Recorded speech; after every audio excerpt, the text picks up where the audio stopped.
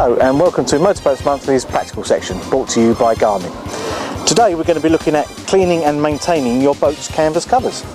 The chandleries are full of boat cleaning products.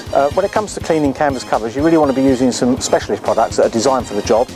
We've got this selection here. These were supplied by a company called boatsheen.com. But like I say, the chandleries are full of them, so just choose the right ones for your cover material. So the first process we need to do is to physically clean the canvas. Now you can just use a suitable detergent and a brush, not too hard bristles. Alternatively, you can use a specialist cleaner like this one. If it's particularly dirty, you've got a lot of grounding grime, maybe a lot of green algae and stuff, a specialist cleaner like this is probably the thing to use for the first stage.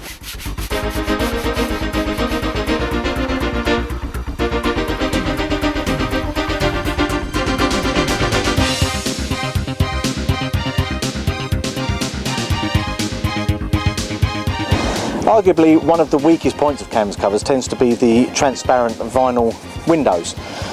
Now, like this one, they often look a lot worse than they really are. You start to think you can't see through them, and maybe you're thinking about replacing the cover. But it's worth trying a few things before you do that. Now, obviously, you need to give them a good clean first. Now, you don't want to use too harsh a detergent. Even just warm water without anything in is good enough, just to keep the salt and the grime off. There are products on the market, and we've got one here. This is a 3-stage product.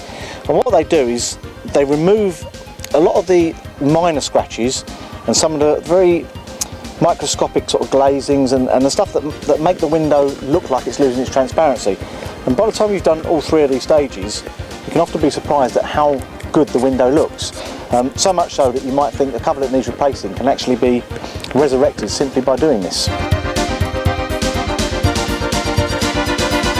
If the worst comes to the worst and your transparent windows are cracked or broken, again, you don't need to replace the cover. You can just take that section to a sail maker and they will often just take the clear bit out and put a new one into your old cover, and that's a much cheaper way of getting use out of the cover rather than buying a new one. If your cover's nearing the end of its life, you can probably get a bit more use out of it by trying a product like this, Canvas Reviver. Now, this is basically a paint-based dye. And we're going to paint it on the cover. It's going to make the cover nice and blue again, but it will make the cover a little bit stiffer than it was originally. Now it will actually dye the stitching as well. Now if your cover has lost its waterproofness and is starting to leak, particularly around the seams, all is not lost. You can get products like this one which will restore the waterproofness of it and stop it leaking. Now the final stage that you might want to do with your cover, once you've done all the others, is just simply to give it a coat of some kind of protection.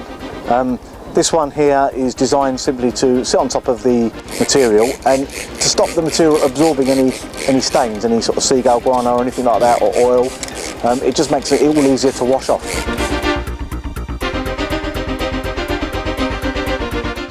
Another job that you can do to keep your cover in fine order and also to extend its life is to lubricate the zips and the poppers. Now there are a number of products on the market, there's a couple that I've got here, and simply by doing this you'll be surprised at how much extra life you can get out of the cover.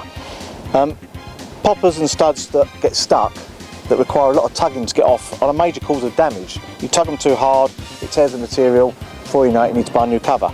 We'll keep these lubricated, then they'll all work nice and smoothly, and you should avoid any damage caused when you're putting it up and down. Well, I've got a few more to do here, but hope you found it useful. Thanks for watching.